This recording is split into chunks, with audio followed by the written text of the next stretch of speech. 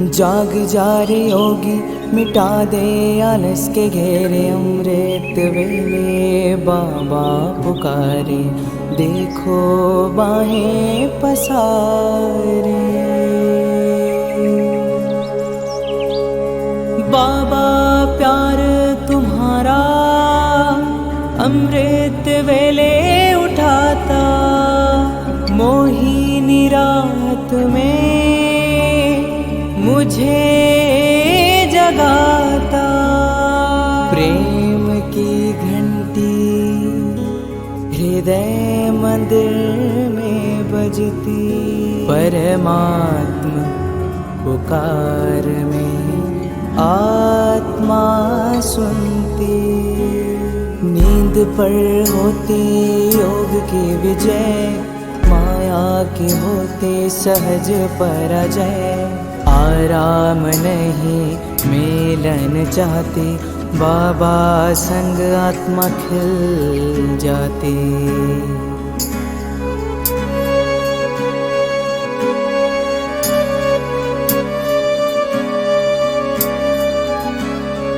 अपने कहा रात को अलविदा, परवाना हुआ क्षमा पे फिदा।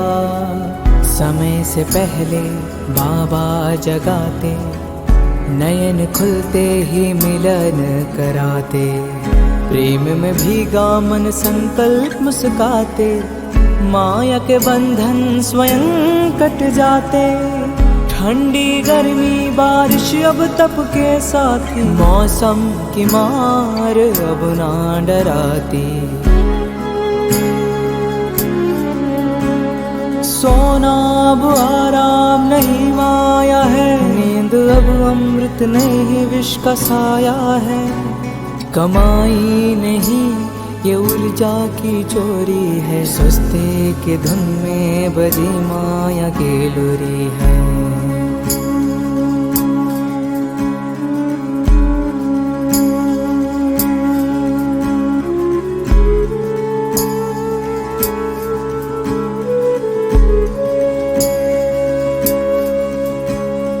आराम की चाह वो रूह की लाचारी है, तप की राह में मन की हेरा फेरी है। जागृत में विश्व कल्याण का सूत्र हूँ, ब्रह्म मुहूर्त का प्रहरी मैं शिव पुत्र हूँ। सकल विश्व को तप से भरता, अमृत वेला में तपस्वी जलता।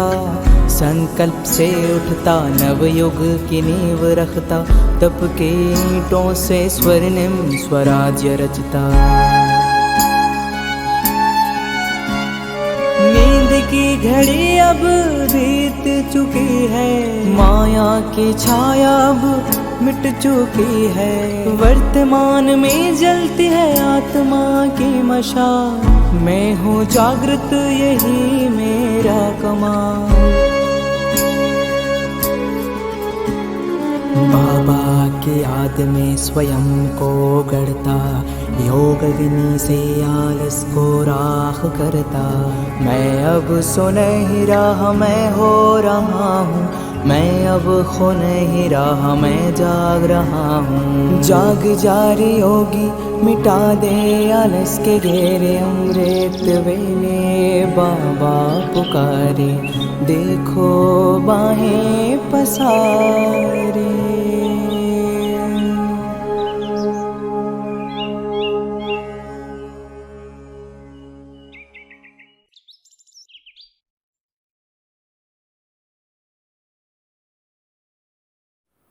ஓம் சாந்தி. யுக மாற்றத்தின் வாயில் அமிர்த வேளை. இந்த பட்டியினுடைய முதல் தினம். ஹே யோகி, விழித்துவிடு, ஆழமான சோம்பேறித்தனத்தை அழித்துவிடு. சோம்பேறித்தனம் என்பது சரீரத்தினுடைய களைப்படைதலின் பெயர் அல்ல.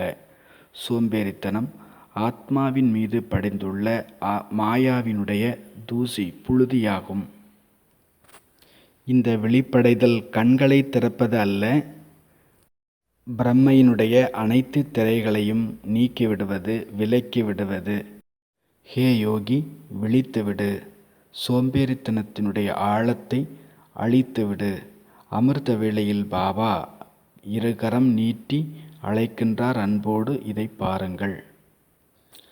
அமிர்த வேளை எழுவதற்கான விதி பரமாத்ம அன்பு.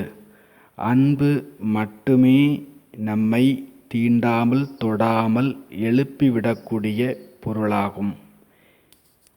உள்ளத்துள் எவ்வளவு பரமாத்ம அன்பு நிறைந்திருக்குமோ அந்த அளவு அலாரம் இல்லாமலேயே ஆத்மா விழிப்படையும்.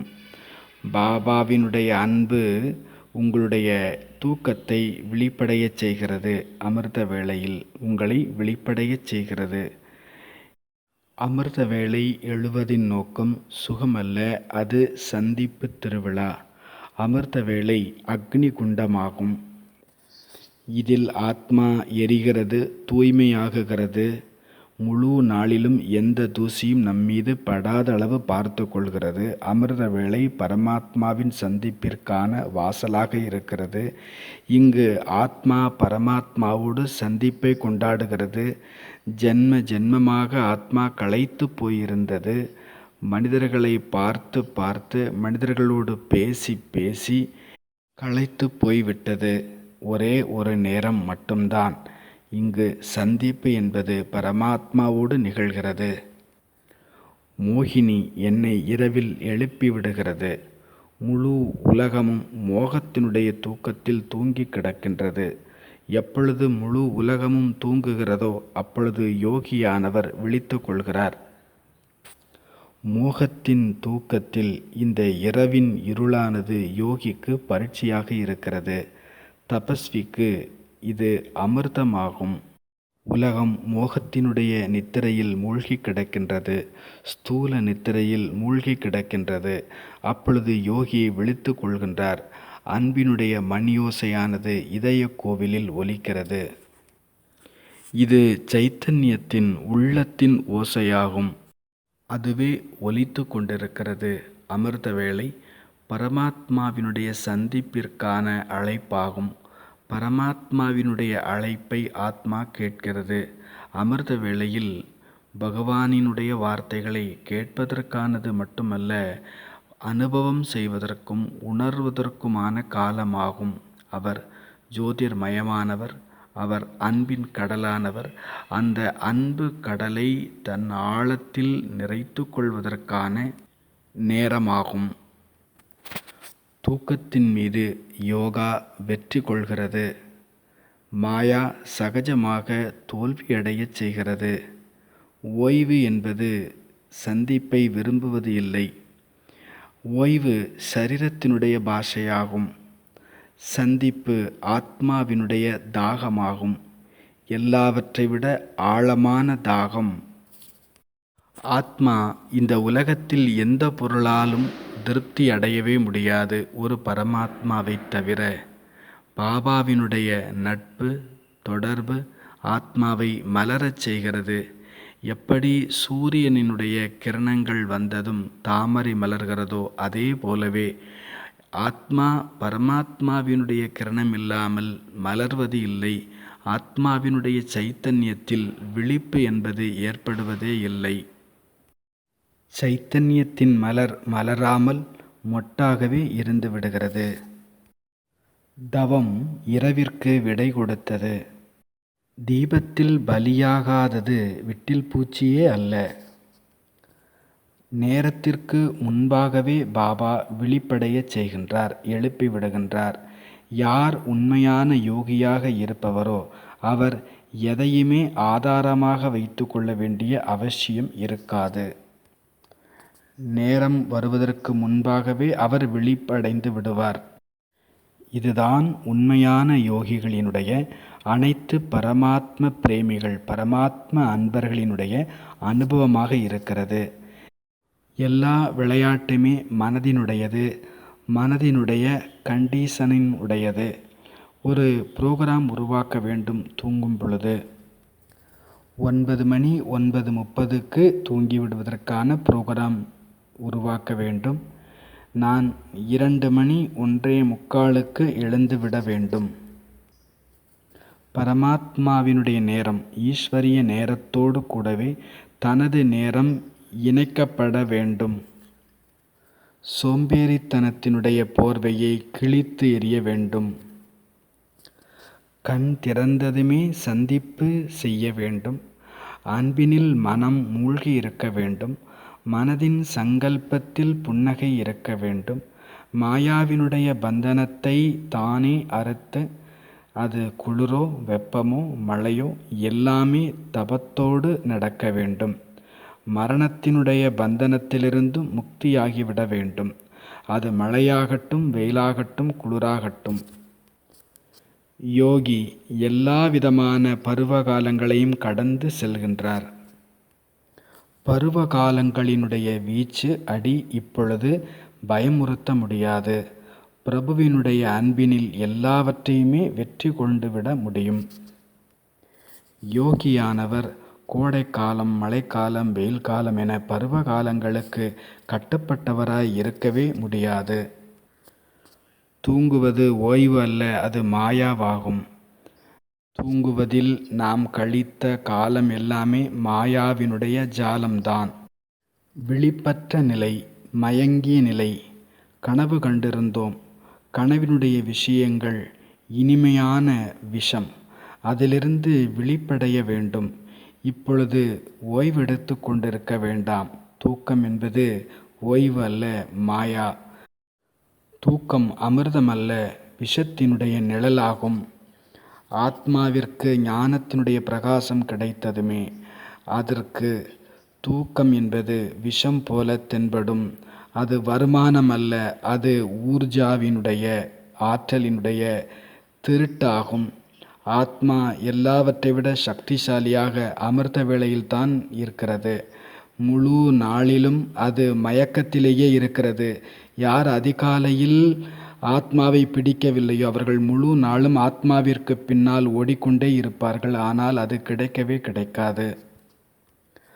ஆத்ம அனுபவத்திற்கான காலம் அமிர்த வேளை. இது தபஸ்யாவிற்கான காலம். இது பிரம்ம வேளை, பிரம்ம முகூர்த்தம். இதுதான் உண்மையான அதிகாலை பொழுது. இது பரமாத்மாவினுடைய காலை, தெய்வீகமான காலை பொழுது. வருமானம் இல்லை, அதில் ஊர்ஜாவினுடைய ஆற்றலினுடைய திருட்டு ஏற்பட்டு விடுகிறது. தூக்கத்தின் காலத்தில் தன்னை விழிப்படையச் செய்யுங்கள். அதிகாலை 2 மணிக்கு எழுவது என்பது சுபாவமாக வேண்டும், பழக்கமாக இருக்கக்கூடாது. 2 மணிக்கு எழுவது என்பது சோம்பலின் ராகமாக மாயாவின் தாலாட்டு ஒலித்தது. தூக்கம் என்பது என்ன? மாயாவினுடைய தாலாட்டு. மாயா மயக்கமடைய செய்து விடுகிறது. தூங்கிவிடுங்கள் என்று, கனவு கண்டுகொண்டே இருங்கள் என்று மாயா தாலாட்டுப்படுகிறது. அதில் ஏதேனும் வருமானம் இருக்கிறதா என்ன? ஓய்வின் விருப்பம் ஆத்மாவினுடைய பலகீனம். ஆத்மா சக்திசாலி ஆகிவிடும் பொழுது அதற்கு ஓய்விற்கான அவசியமே ஏற்படாது. தபத்தின் பாதையில் தூக்கம் ஒரு மனதின் தந்திரமான விளையாட்டு. விழித்திருப்பது என்பது நான் விஸ்வ கல்யாணகாரியாக இருப்பதற்கான சூத்திரமாகும். பிரம்ம முகூர்த்தத்தின் காவலன் சிவபுத்திரனாகிய நான் ஆவேன். நான் யார்? பிரம்ம முகூர்த்தத்தின் காவலன். காலை பொழுது என்னை விழிப்படைய வைக்கக்கூடாது. நான் காலை பொழுதை விழிப்படையச் செய்வேன். ஹே காலை பொழுதே எழுந்திரு, நீ நிறைய தூங்கிவிட்டாய் என்று நான் எழுப்பி விடுவேன் காலை பொழுதை. பிரம்ம முகூர்த்தத்தின் காவலன் நான், சிவபுத்திரன் நான். அமிர்த வேளையை நான் காக்க வேண்டும். Security guard. நான் யாருக்கு? எதற்கு? அமிர்த வேளைக்கு நான் ஒரு காவலன், செக்யூரிட்டி கார்டு. முழு உலகத்தையும் தபத்தால் நிறைக்க வேண்டும். என்ன செய்ய வேண்டும்? நான் முழு உலகத்தையும் எனது தவத்தின் கிரணங்களினால் நிறைக்க வேண்டும். அணு அணுவிலும் தபத்தால் நிறைக்க வேண்டும். முழு உலகமுமே இங்கு ஒரு கண்ணாம்பூச்சி விளையாட்டாக, புதிர் விளையாட்டாக மாறி இருக்கிறது. அதில் எல்லோரும் சிக்கி இருக்கிறார்கள். பழங்காலங்களில் ராஜ மாளிகைகளில் ஒரு சுரங்கப்பாதை இருக்கும். எப்பொழுதேனும் எதிரி நாட்டினர் படையெடுத்து வந்துவிட்டால் தப்பித்துச் செல்வதற்காக அந்த சுரங்கப்பாதைக்குள் நுழைந்து விடுவார்கள் ராஜ குடும்பத்தைச் சேர்ந்தவர்கள். அவர்களுக்கு தெரியும் எங்கு நுழைந்து எப்படி வெளியே வர வேண்டும் என்று. அந்த பாதையில் நடுவே புதிர் பாதைகள் இருக்கும். அந்த புதிர் பாதையில் விவரம் தெரியாத எதிரிகள் உள்ளே நுழைந்து விட்டால் அவர்கள் மாட்டிக்கொள்வார்கள். அங்கு விஷ ஜந்துக்கள் இருக்கும். அதில் அவர்கள் பிழைக்கவே முடியாது. ஆனால் அந்த சுரங்கப்பாதையை பற்றிய விவரம் தெரிந்தவர்கள், அதை நன்கு அறிந்தவர்கள் பாதுகாப்பாக வெளியே காட்டுக்குள் வந்து விடுவார்கள். அப்படித்தான் இந்த உலகமும் ஒரு சுரங்கப்பாதை, புதிர்பாதை நிறைந்த சுரங்கமாக இருக்கிறது. ஒரு முறை நுழைந்து விட்டால் பிறகு வெளியே வரவே முடியாது, மாட்டிக்கொள்வார்கள். மோகத்தினுடைய வலை அப்படி பின்னப்பட்டிருக்கிறது. மாயையினுடைய சிறை அப்படி உருவாக்கப்பட்டிருக்கிறது. நான் உலகத்தை தவத்தால் நிறைக்க வேண்டும். இந்த சங்கல்பத்தில் தான் சக்தி இருக்கிறது. நான் தூங்கிவிட முடியாது. நான் உலகத்தை தபஸ்யாவினால் நிறைக்க வேண்டும். நான் தனியாக இருக்கின்றேன். மக்களை விழிப்படையச் செய்யும் அவதாரமாக இருக்கின்றேன். அமிர்த வேளையில் தபஸ்வி எரிகின்றார் எனில் அவர் தன்னை சமர்ப்பணம் செய்கின்றார். சங்கல்பத்தினால் புது யுகத்தினுடைய அஸ்திவாரம் உருவாகுகிறது. சங்கல்பம்தான் விழிப்படையச் செய்கிறது. தூங்கும் நேரத்தில் சங்கல்பம் எவ்வளவு சக்திசாலியாக இருக்குமோ அது புரோகிராமிங், கண்டிஷனிங் ஆகிவிடுகிறது. அது நம்மை எழுப்பிவிடும். இல்லையென்றால் எவ்வளவு சீக்கிரம் தூங்கச் சென்றாலும் சரி, அதாவது சரியான புரோகிராமிங் இல்லாமல், கண்டிஷனிங் இல்லாமல், திட்டம் இல்லாமல் சீக்கிரம் தூங்கச் சென்றால் கூட, 7 மணிக்கே தூங்கச் சென்றாலும் கூட மறுநாள் 5 மணிக்குத்தான் எழ நேரிடும். காரணம் சரியான புரோகிராம் இல்லாமல், திட்டமிடாமல் தூங்கச் செல்வதுதான். சரியான சங்கல்பம் வைக்காமல் நீங்கள் சாப்பிடாமல் படுத்தாலும் கூட காலதாமதமாகத்தான் எழுவீர்கள். அமிர்த வேளையின் ஒவ்வொரு நொடியும் வருமானம் செய்ய வேண்டும். தவத்தினுடைய செங்கற்கள்கள் மூலமாக சொர்ணிமமயமான, பொன்மயமான சுயராஜ்யம் படைக்கப்படுகிறது. ஆட்சி அதிகாரங்களை யோகி படைப்பதில்லை, மாறாக சைத்தன்யத்தாவை படைக்கின்றார் யோகி. அமிர்த வேளையினுடைய கருவிலிருந்து சக்தி ஜென்மம் எடுக்கின்றது. ஒரு வேளை காலதாமதமாக எழுந்தால், சோம்பேறித்தனத்தில் இந்த நேரம் போய்கொண்டிருக்கிறது என்றால், படுக்கையில் படுத்துக்கொண்டு கனவு பார்த்து கொண்டிருக்கின்றோம் என்றால், நமது ஆற்றல்கள் திருடப்பட்டு கொண்டிருக்கின்றன. மிகப்பெரிய நஷ்டமாக அது ஆகி கொண்டிருக்கிறது. தூங்கும் காலம் முடிந்து போய்விட்டது. மாயாவினுடைய நிழல் இப்பொழுது அழிந்து போய்விட்டது. நிகழ்காலத்தில் ஆத்மாவினுடைய தீச்சுடர், தீப்பந்தம் எரிகின்றது. நான் விழிப்படைந்து இருக்கின்றேன். இதுதான் என்னுடைய அதிசயம். எல்லாவற்றை விட மிகப்பெரிய அதிசயம் எது? என்னுடைய அதிசயம் எது? நான் விழிப்பாய் இருக்கின்றேன். தூக்கத்திலிருந்து நான் முற்றிலும் விழிப்படைந்து விட்டேன். தூக்கத்தை விட நான் பெரியவன். ஏனெனில் நான் விழிப்பாக இருக்கின்றேன். நானே விழிப்பு. இதுதான் என்னுடைய அதிசயம். பாபாவின் நினைவில் தன்னைத்தானே செதுக்கிக் கொள்கின்றோம். யோக அக்னியினால் சோம்பேறித்தனத்தை பஸ்பம் செய்து விடுகின்றோம். இப்பொழுது நான் தூங்கிக் கொண்டிருக்கவில்லை. நான் விழிப்பாக இருக்கின்றேன். விழித்துக்கொள் யோகியே, விழித்துக்கொள். சோம்பேறித்தனத்தின் ஆழத்தின் இருளை அழித்துவிடு. அமிர்த வேளையில் 2 கரங்களையும் நீட்டி பாபா அழைக்கின்றார். இந்த மங்கள தொனியோடு இந்த புதிய பட்டியினுடைய ஆரம்பம் நிகழ்கிறது. இந்த பட்டியில் பாபாவினுடைய மகா வாக்கியங்களினுடைய கலெக்ஷன் இருக்கின்றது. இதில் ஒவ்வொரு பேராகிராஃபும் ஒவ்வொரு நாளும் நாம் சிந்தனை செய்வோம். இதில் ஸ்டெப் நம்பர் 1, முதல் படியானது, இந்த புத்தகம் எல்லோரிடமும் இருக்க வேண்டும். அமிர்த வேளை புத்தகம் எல்லோரிடமும் இருக்க வேண்டும். இதனுடைய சாஃப்ட் காப்பி ஏற்கனவே குரூப்பில் போஸ்ட் பண்ணிட்டோம். ஆனால் ஸ்தூலமான காப்பியும், அதாவது புத்தகமும் அவசியம் ஒவ்வொருவரிடமும் இருக்க வேண்டும். கூடவே 87ஆம் ஆண்டின் அவ்யக்த முரளியை நாம் செல்ஃப் ஸ்டடி செய்ய வேண்டும். நாமே நல்ல விதமாக படிக்க வேண்டும். இங்கு ஆங்கிலத்தில் கொஞ்சம் முரளி ரிவைஸ் செய்யப்படும். 2 ஹோம்ஒர்க் ஆங்கிலத்தில் கொடுக்கப்படும். இந்த ஹோம்ஒர்க் ஹிந்தி குரூப்பிலும் கூட போஸ்ட் செய்யப்படும். அந்த ஹோம்ஒர்க் செய்ய வேண்டும். இன்றைய மகா வாக்கியம் பாபா கூறுகிறார், உலகத்தின் முன்பாக உதாரண மூர்த்தி ஆகுவதற்கான ஆதாரம் சகஜ யோகி ஸ்திதியை உருவாக்குவதற்கான யுக்தி என்ன? அமிர்த வேளையினுடைய மகத்துவத்தை அறிந்து கொள்ளுங்கள். அமிர்த வேளையினுடைய நினைவு பவர்ஃபுல் ஸ்திதி உருவாகிவிடும் என்றால் பிறகு அது உங்களுக்கு முழு நாளின் தினச்சரியாவில் உதவி செய்யும்.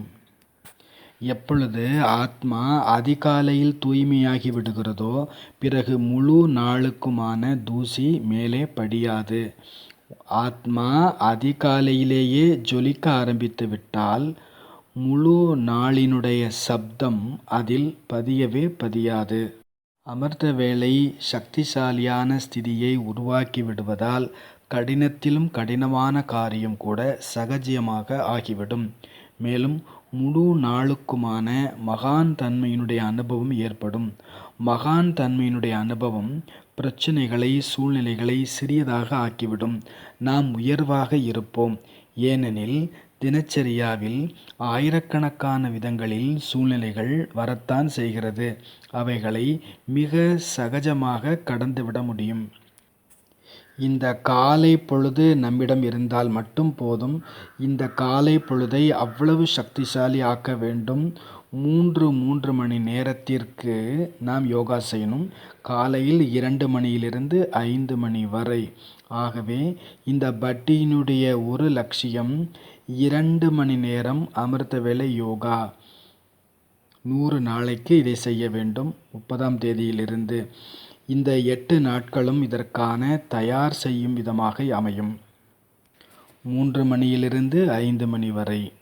அவ்யக்த பாப்தாதா ஒரு முறை ஹிஸ்டரி ஹாலில் கேட்டிருந்தார், அமிர்த வேளையில் 2 மணிக்கு யார் யார் யோகம் செய்கிறார் என்று. யாரோ ஒரு சகோதரர் கை உயர்த்திருக்கிறார். மிக மூத்த சகோதரர். பாபா கேட்டார், என்ன செய்கிறீர்கள் அந்த நேரம்? அவர் கூறினார், நான் டீ போடுறேன், சேவா செய்கிறேன். அது யோகா இல்லை, அது சேவா. இதை நீங்கள் யோகான்னு நினச்சிக்காதீங்க. யோகா என்றாலே அமர்தல், அமர்ந்து செய்யணும். யோகா என்றால் அன்பினில் மூழ்கி லயித்து போய்விடுதல். யோகா என்றாலே விழிப்புணர்வு. யோகா எந்த ஒரு காரியத்திற்குமான பெயர் இல்லை. யோகா என்றால் பிரவாகம், பெருக்கெடுத்து ஓடுதல். அமிர்த வேளையை மிஸ் செய்வது என்றாலே அர்த்தம் சங்கம் யுகத்தினுடைய விசேஷ பிராப்திகளை மகத்துவம் அறியாமல் போய்விடுவது. அமிர்த வேளையை நாம் தவற விடுகிறோம் என்றால் முழு நாளிலும் சேவை என்பது நிகழாது. வெறும் ஓட்டமும் சாட்டமுமாக இருக்கும். அமிர்த வேளையை தவறவிட்டால் முழு நாளும் மௌனம் இருக்காது, சத்தம்தான் இருக்கும். பிராமண குலத்தினுடைய இந்த மரியாதையை பாலனை செய்து கொண்டே இருங்கள். அப்பொழுது முழு உலகத்திற்கு முன்பு உதாரண மூர்த்தி ஆகிவிடுவீர்கள்.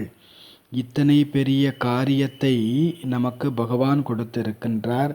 இந்த முழு காரியமும் அதிகாலையில் மட்டுமே நிகழும். பவர்ஃபுல் ஸ்திதி, சக்திசாலி ஸ்திதி, மகான் ஸ்திதி, 3 வார்த்தை இந்த சின்ன பேராகிராஃப்குள்ளே இருக்கிறது. பவர்ஃபுல் ஸ்திதி, சக்திசாலி ஸ்திதி, மகான் ஸ்திதியை உருவாக்க வேண்டுமென்றால் அமிர்த வேளையை சக்திசாலி ஆக்க வேண்டும். அமிர்த வேளை சக்திசாலி ஆகவில்லை என்றால் முழு நாளும் பலகீனமாகவும் சாதாரணமாகவும் இருக்கும். வீணானவைகள் நிகழும். ஆகவே இந்த 8 தினங்களில் தனது அமிர்த வேளைக்கான பிளானிங் செய்ய வேண்டும். அமிர்த வேளையில் எல்லாவற்றை விட மகத்துவபூர்ண தாரணை என்பது நிரந்தரத்தா, தொடர்ச்சி. 1 நாள் 2 நாள் 4 நாள் இல்லை, 5 நாள் 1 மாதம் இல்லை, 6 மாதம் 7 மாதம் அப்படி இல்லை, 1 வருஷம் 2 வருஷம் 6 வருஷம் அப்படிலாம் இல்லை. தொடர்ச்சின்னா என்ன? வாழ்க்கை சுபாவம் ஆக வேண்டும் ஆத்மாவுக்கு. தூங்குவதற்கு 11 மணி கூட ஆயிருக்கலாம். 3 மணி நேரம்தான் நீங்கள் தூங்கியிருக்கலாம். 3 மணி நேர தூக்கத்தில் 4 முறை கூட நிகழ்ந்திருக்கலாம். எது வேண்டுமானாலும் நிகழட்டும். ஆனால் விழிப்புணர்வு, விழிப்புணர்வு, விழிப்புணர்வு. தன்னை விழிப்படையச் செய்ய வேண்டும். தன்னை ஆற்றல் ஊர்ஜாவினால் நிறைக்க வேண்டும். தன்னை ஊர்ஜாவினால் நிறைத்து கொள்ளுங்கள். தன்னை எல்லாவிதமான பலகீனங்களிலிருந்தும் விடுவிக்க வேண்டும். அனைத்து பிரம்மையின் வலைகளிலிருந்து முக்தி அடைய வேண்டும். இந்த கண்ணாம்பூச்சி புதிர் விளையாட்டில் இருந்து நாம் வெளியே வர வேண்டும். ஒரு ஒட்டக வியாபாரி 100 ஒட்டகங்களோடு ஒரு பாலைவனத்தை கடந்து சென்று கொண்டிருந்தார். நேரம் இரவாகிவிட்டது. ஒரு விடுதியில் அவர் தங்க வேண்டியிருந்தது. தூங்கவும் வேண்டியிருந்தது. எல்லா ஒட்டகங்களையும் ஒரு கம்பியில், வளைந்த கம்பியில் கயிறோடு இணைக்கின்றார். ஒவ்வொரு ஒட்டகமாக ஒவ்வொரு கம்பியில், ஒவ்வொரு கயிற்றினில் கட்டி வைக்கின்றார். ஆனால் கடைசியில் ஒரு ஒட்டகத்திற்கு கட்டுவதற்கு கம்பியும் கயிறும் இல்லாமல் போயிருந்தது. அவருக்கு பெரும் குழப்பமாகிவிட்டது. உடனே அந்த ஒட்டக வியாபாரி அந்த விடுதியினுடைய முதலாளியிடம் போய் கேட்டார். அவர் ஒரு வயோதிகராக இருந்தார். அவரிடம் கேட்டார், உங்களிடம் ஏதேனும் கொண்டியும் ஒரு கயிறும் கிடைக்குமா என்று. எதற்காக என்று விசாரிக்கும் பொழுது இவ்வாறு பதில் கூறினார், என் ஒட்டகத்தை கட்டுவதற்கு கயிறு இல்லை என்று. அதற்கு அவர் கூறினார், ஒட்டகம் கட்டுவதற்கு கொண்டியும் கயிறும் தேவையே கிடையாது. உண்மையில் ஒரு பாவனை செய்தாலே போதும். ஒரு கம்பியில் கட்டுவது போல, அந்த ஒட்டகத்தை கட்டுவது போல பாவலா செய், அது உட்கார்ந்து விடும் என்று கூறினார். அந்த வயோதிகர் கூறினார், நீ கொண்டியை, அந்த கம்பியை நிலத்தில் அடிப்பது போல பாவனை செய்து, பிறகு ஒட்டகத்தின் கழுத்தில் கயிறு கட்டுவது போல பாவலா செய்து, பிறகு அந்த கயிற்றை கம்பியோடு இணைப்பதாக பாவலா செய், போதும் என்று கூறினார். இவரும் அப்படியே செய்ய அந்த ஒட்டகமும் தான் கட்டப்பட்டதாகவே நினைத்து உட்கார்ந்து விட்டது. பிறகு அதிகாலை ஆனது. எழுந்து சென்று தன்னுடைய எல்லா ஒட்டகங்களையும் அந்த வியாபாரி விடுவிக்கின்றார். 99 ஒட்டகங்களும் எழுந்துவிட்டன. 100வது ஒட்டகமான கயிறால் கட்டப்படாத, கயிறால் கட்டியது போல பாவலா செய்து உட்கார வைத்த அந்த ஒட்டகத்தை தட்டி விடுகின்றார், எழுப்பி விடுகின்றார். ஆனால் அந்த ஒட்டகம் எந்திரிக்கவே இல்லை. அது மறுத்தது. மிகவும் முயற்சி செய்து பார்த்தும் முடியவில்லை. நேரடியாக விடுதி முதலாளியிடம் போய் கூறுகின்றார், ஐயா, இந்த கடைசி ஒட்டகம் எந்திரிக்கவே இல்லை. அந்த முதலாளி கேட்டார், நீ அந்த ஒட்டகத்தை விடுவித்தாயா என்று. நான் தான் கெட்டவே இல்லையே, பிறகு எப்படி விடுவிப்பது என்று கூறினார். அந்த விடுதி முதலாளி கூறினார், இல்லை, நீ அவிழ்ப்பது போல நீ பாவலா செய்ய வேண்டும். எப்படி கட்டியது போல பாவலா செய்தையோ அதே போல கொண்டியை பிடுங்குவதாகவும் பிறகு கயிற்றை அதன் கழுத்திலிருந்து விடுவிப்பதாகவும் பாவனா செய் என்று கூறினார். வேறு வழியின்றி இந்த ஒட்டக வியாபாரியும் அப்படியே செய்ய அந்த கடைசி ஒட்டகமும் எழுந்து விட்டது. இப்படித்தான் நம் வாழ்க்கையிலும் நிறைய கண்ணுக்கே தெரியாத, நாமாக மனதினில் பிரம்மையாக உருவாக்கி கொண்ட பல கயிறுகள் நம்மை பிணைத்திருக்கின்றன. அவற்றையும் நாம் விடுவிக்க வேண்டும். அதிலிருந்து நம்மை விடுவித்து கொள்ளவும் வேண்டும். நாம் விழிப்படைய வேண்டும். நம்மை விழிப்படையச் செய்ய யாரும் வரமாட்டார். நம்மை நாமே விழிப்படையச் செய்ய வேண்டும். ஆக இந்த பட்டியில் முதலில் இந்த புத்தகம், அமிர்தவேளை புத்தகத்தை முழுமையாக படிக்க வேண்டும். இந்த பட்டி முடியும் தருவாயில் இந்த முழு புத்தகமும் மனப்பாடமாகி இருக்க வேண்டும். எத்தனை பேராகிராஃப் இருக்கிறதோ அதை நாம் நினைவு செய்யணும். இவ்வளவுதான் பேராகிராஃப், சின்ன பேராகிராஃப். என்னது இதில் சொல்லப்பட்டிருக்கிறது? சக்திசாலி ஸ்திதி, பவர்ஃபுல் ஸ்திதி, மகான் ஸ்திதி, பலகீனம், சாதாரணம், இதெல்லாம் கீவேர்டு, முக்கியமான வார்த்தைகள். அமிர்த வேளையை நீங்கள் இமேஜின் பண்ணுங்க. அமிர்த வேளையை பாருங்கள். நாம் என்ன ஆக வேண்டுமோ அது அமிர்த வேளையில் நிகழும். உலகிற்கு சிரேஷ்டமான அதிர்வலைகளை பரப்ப வேண்டும். சக்தியை பரப்ப வேண்டும். இந்த உலகத்திற்கு திருஷ்டி கொடுக்க வேண்டும். எத்தனை குரூப்புகள் நம்மிடம் இருக்கின்றன? எல்லோரும் செய்து கொண்டிருக்கிறோமா சக்தி கொடுக்கக்கூடிய சேவையினை? Europe, America, Africa, Asia, Australia எல்லா கண்டங்களுக்கும் சுற்றி வாருங்கள். எல்லோருக்கும் சக்தி கொடுங்கள். ஆகாயம், காற்று, மேலே 2, கீழே 3, பூமி, அக்னி, தண்ணீர், எல்லாவற்றிற்கும் சக்தி. 5 விகாரங்களை பஸ்பம் செய்துவிட வேண்டும். 5 சக்திகளை பாருங்கள். தங்கள் முன்னே அனைத்து தேசங்களினுடைய ஜனாதிபதி, அனைத்து தேசங்களினுடைய பிரைம் மினிஸ்டர், முழு ராஜ்யசபா, லோக்சபா, ஆளும் கட்சி, எதிர்கட்சி, ஒவ்வொரு சக்திக்கும், தர்ம சக்தி ஒரு புறம், ராஜ்ய சக்தி ஒரு புறம், எல்லாம் தூங்கி கொண்டிருக்கிறது. எல்லோரையும் விழிப்படைய செய்ய வேண்டும். எல்லோரையும் விழிப்படைய செய்வதற்கான காரியம் யாருடையது? பிரம்ம முகூர்த்தத்தின் காவலன் நான், சிவபுத்திரன், தர்ம சத்தா, தர்மத்தின் சக்தி, ராஜ்யத்தின் சக்தி, விஞ்ஞானத்தின் சக்தி, இயற்கையின் சக்தி, முழு இயற்கைக்கும் சக்தி கொடுக்க வேண்டும். சிங்கம், கரடி, யானை, புலி, எல்லா மிருகங்களுக்கும், மலைகளுக்கும், நதிகளுக்கும், அருவிகளுக்கும், எல்லா இயற்கையின் சக்திக்கும், லௌகீக ஞானத்தின் சக்தி, 5 விதமான சக்தி, அனைத்து குமாரர்கள், அனைத்து குமாரிகள், அனைத்து பிரம்மா குமார குமாரிகள், அனைத்து மதுபன்வாசிகள், அனைத்து அதர்குமார், அனைத்து மாதாக்கள், அனைத்து உலக மக்கள், துக்கிகள், விரக்தியடைந்திருப்பவர்கள், அலைந்து திரிந்து கொண்டிருப்பவர்கள், தாகத்தில் இருப்பவர்கள், அபவித்திரமானவர்கள், முழு ஹாலிவுட், முழு பாலிவுட் எல்லாம் நரகத்தில் வாழ்ந்து கொண்டிருக்கிறது. தேகம்தான் அவர்களுக்கு உலகம். தேகத்தினுடைய சௌந்தரியத்தினுடைய தாகத்தில் அவர்கள் பைத்தியமாக பின்னால் ஓடிக்கொண்டிருக்கிறார்கள். சப்தத்தில் மூழ்கி கிடக்கும் இந்த உலகம், எல்லா ஸ்தானங்கள், இடங்கள், எல்லா சென்டர், எல்லா சேவா கேந்திரம், எல்லா கீதா பாடசாலைகள், அனைத்து ஆத்மீக இயக்கங்கள் எல்லாவற்றையும் எல்லோரையும் விழிப்படையச் செய்ய வேண்டும். அனைவரும் ருசி, ரசனை, பசி, தாகம், தூக்கம் என மூழ்கி கிடக்கின்றார்கள். நான் இந்த எல்லாவிதமான ரசனைகளுக்கும் அப்பால் இருக்கின்றேன். நான் ருசியினை கடந்து இருக்கின்றேன். பசி தாகத்தையும் கடந்து இருக்கின்றேன். தூக்கத்தையும் கடந்து இருக்கின்றேன். நான் விழிப்படைந்திருக்கும் சைத்தன்யமாக இருக்கின்றேன். சுகபோகத்தில் மூழ்கியிருக்கும் இந்த சமூகத்தை, அதாவது தேகத்தின் ஆதாரத்தில் வசப்பட்டிருக்கும் இந்த சமூகத்தை மீண்டும் விடுபட வைக்க வேண்டும். எத்தனை பெரிய மகான் காரியத்தை நாம் செய்ய வேண்டி இருக்கிறது. நாம் எப்படி தூங்க முடியும்? ஆக இன்றிலிருந்து இந்த புத்தகத்தை எடுத்துக்கொள்ளுங்கள்.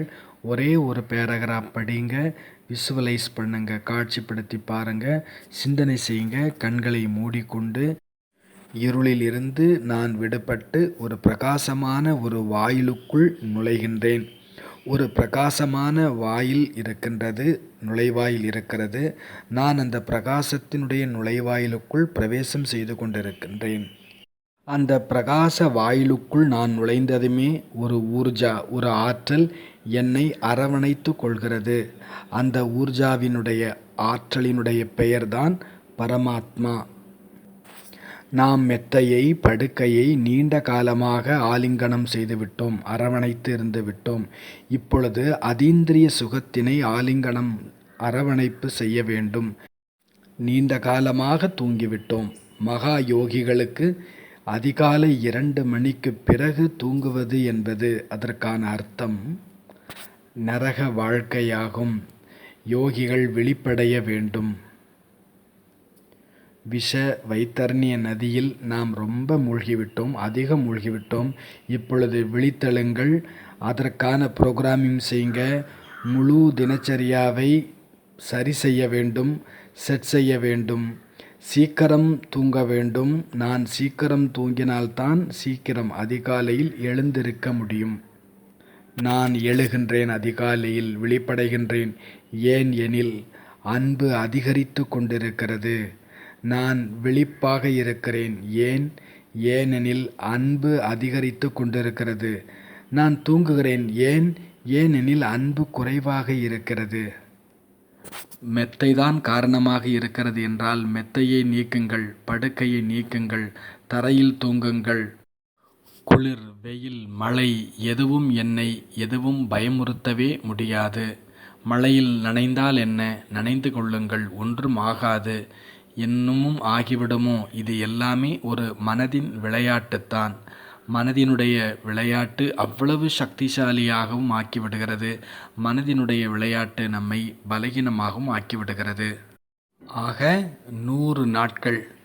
இதில் ஒரு நாள் கூட தவற விட்டுவிட வேண்டாம். இதில் ஒரு நாள் தவறவிட்டாலும் வட்டியிலிருந்து நாம் வெளியேற்றப்பட்டவராகிவிடுவோம், அவுட் ஆகிவிடுவோம். வட்டியில் பிறகு இடம் கிடையாது. ஒரு நாள் கூட, ஒரு நிமிடம் கூட தவறவிட்டுவிட வேண்டாம். 3 மணி முதல் 5 மணி வரை ஒரு நிமிடம் கூட மிஸ் ஆகக்கூடாது. ஒரு நாளிலே ஒரு நிமிடம் கூட மிஸ் ஆகக்கூடாது. முதல்ல நாம் எத்தனை மணிக்கு எந்திரிக்கணும்? 2:45. இது சாதாரண யோகிகளுக்கு, இது ஜென்ரல் பப்ளிக்கு 3லிருந்து 5 மணி வரை. ஆனால் மகா யோகிகள் எதிரே இங்கே நீங்கள் அமர்ந்திருக்கக்கூடிய உங்களுக்கான காலம் எது? 1:45க்கு எந்திரிக்கணும். 1:45க்கு எந்திரிக்கணும். முழு தினச்சரியாவை எப்படி வேண்டுமானாலும் முன்பின் ஆக்கிக்கோங்க. இரவு சீக்கிரம் தூங்க வேண்டியிருக்கும், மொபைல் ஆஃப் பண்ணி வைக்க வேண்டியிருக்கும், நிறைய செய்ய வேண்டியிருக்கும். இவங்களோட பேச்சு, அவங்களோட பேச்சு, இவங்களோட மெசேஜ், அவங்களுடைய மெசேஜ், இது எல்லாத்திலிருந்தும் நாம் விடுபட வேண்டும். நிறைய தூங்கிட்டோம். இப்பொழுது விழிப்படையுங்கள், விழிப்படையுங்கள், விழிப்படையுங்கள் யோகிகளே. சோம்பேறித்தனத்தினுடைய ராகத்தில் மாயா பாடிய தாலாட்டில் தூங்கிவிட்டோம். இப்பொழுது மணி ஒலித்து விட்டது. வெளியிலே இருக்கக்கூடிய மணி மட்டுமல்லாது உள்ளே இருக்கக்கூடிய மணியும் ஒலிக்க வேண்டும். சரிதானே? நல்லது. எல்லாரும் ஸ்திரமாகி அனுபவம் செய்யுங்க. இருளிலிருந்து பிரகாசத்தினுடைய வாசலை நோக்கி செல்கின்றேன். கண்களை மூடி அந்த வாசலில் நுழைந்து மகா ஊர்ஜாவோடு நான் சந்திப்பு செய்கின்றேன். அந்த மகா ஊர்ஜா ஆற்றல் பரமாத்மா. ஓம் சாந்தி.